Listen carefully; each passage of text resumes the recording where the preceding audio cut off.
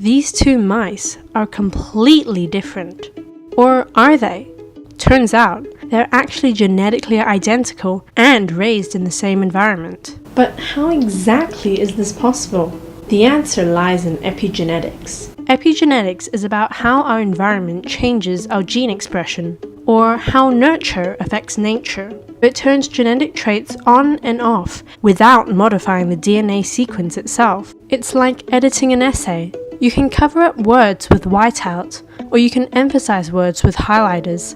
You can't rewrite the text, but you can change how you interpret the information. Epigenetics is why body cells have different functions, or why identical twins can lead such different lives.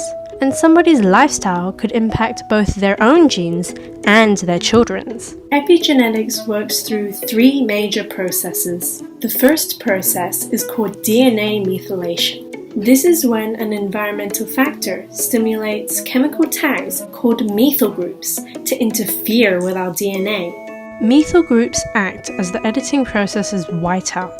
They bind to the cytosine base of DNA with the help of methyltransferase enzymes. This converts the cytosine into a 5-methylcytosine and causes a base mismatch, so they can't be turned into proteins.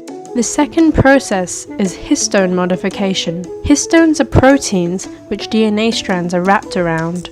Imagine a histone as a roll of toilet paper. Yeah, really. Let's say the paper is the DNA and the roll is the histone. To access the paper, it needs to be hanging off the roll loosely. Methyl groups, though, make the paper DNA wrap up tightly so no loose parts hang out. This makes it inaccessible.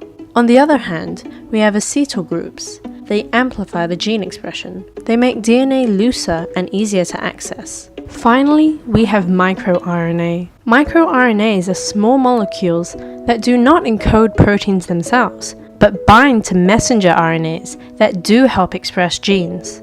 They act as locks for specific messenger RNAs and prevent genes from being translated into proteins by ribosomes. But epigenetics isn't just a set of mysterious processes that happen in your body. They can have a very big, very real impact. Everything from air pollution, dietary choices, and vitamin intake could trigger tiny changes in your DNA and affect things like asthma susceptibility, neurodegenerative disease, and cancer.